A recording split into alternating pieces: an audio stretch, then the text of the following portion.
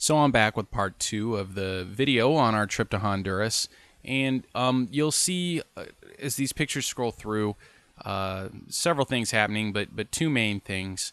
The first thing we were doing during our time there was building homes for the people that are down there, cinder block homes for those people in the invasion, and so you'll see a lot of the construction activities going on with that, and I'll explain that more in a minute. And we also had a sort of vacation Bible school thing going on in the mornings for the kids, and you'll see some of the activities from that as well. I wasn't quite as involved with that as I was with the building of the homes. But regardless of whether people were involved in the VBS part or not, we all did take time to talk with the people, play with the kids, pray with people, ask them what their concerns are, what their lives are like, and you'll see that throughout. And I'll try to tell you some more specifics as we go. As for building the homes, we got 2 full homes built and the foundation for another home, which the folks at Mercy told us was quite a bit, something like the most they'd seen in recent times. And so we did feel good about that. You'll see through that sort of the process involved digging a footer, a trench, filling it with rock and concrete was sort of the day one. Then creating a concrete floor, and then the walls, which were actually put up by a team of masons, of locals from La Esperanza that Mercy employs, and then to finish up, putting the roof on. And so again, you'll see all of our people participating in a lot of those activities, and you can see some of the kids here with some of the different VBS type things that were going on. The kids would jump right in to play with you, get to know you with no hesitation. I had them crawl right up me before I knew what was happening. In some cases, they were in my arms. I got to know one little girl named Jessica, probably better than some of the others. She was in one of the houses that we built. She finished living in one of the houses we built, and she would frequently come find me in the morning and say, bailame, which means dance with me, but what it actually meant was she wanted me to spin her around in circles in the air, which I could only do to a certain point before I started getting dizzy and nauseous. In these homes, we spoke with each of the families that would be moving into them, and they're very large families. We're talking upwards of 7, 8, in some cases 11, 12, 13 people living in these homes. Typically, there was a grandmother, and then some children, and then some grandchildren in various arrangements. There are typically not a lot of men in the community. From what we've been told, they don't stay with the women there.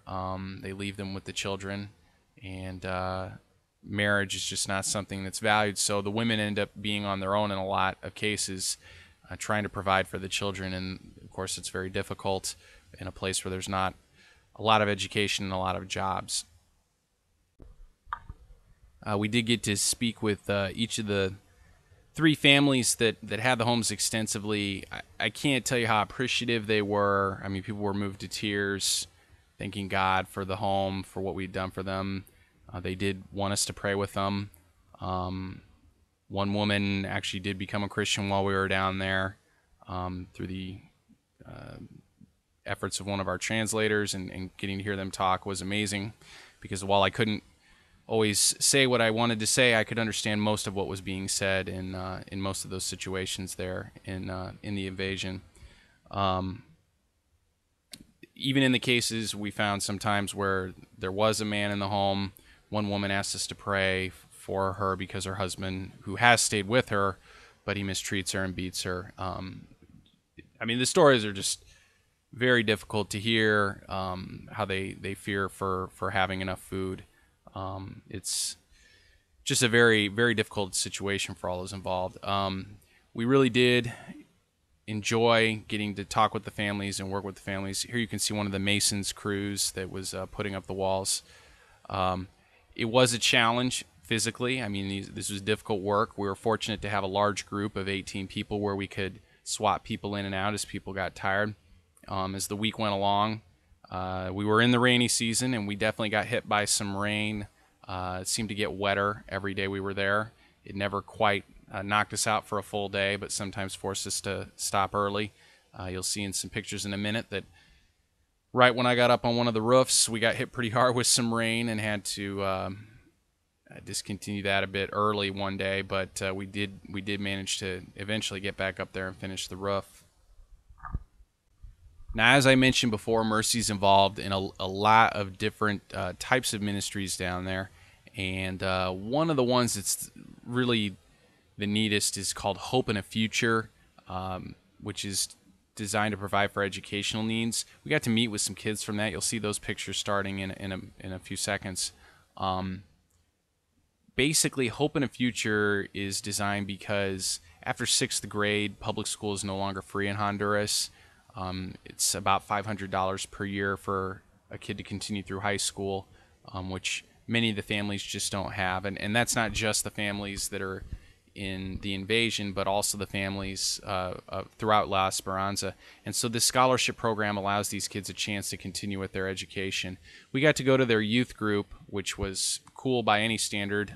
Even here in America, great music, great teaching. And then afterwards, we enjoyed a dinner with the kids and got to talk with them about some of their hopes and their future dreams. That was just a really amazing experience. The first college graduate of the program had actually returned to speak to the kids. And at Imago Dei, we actually sponsor 10 of these kids. And again, you can see us eating with them here. And in addition, several other individuals in our church sponsor kids from Hope in a Future as well.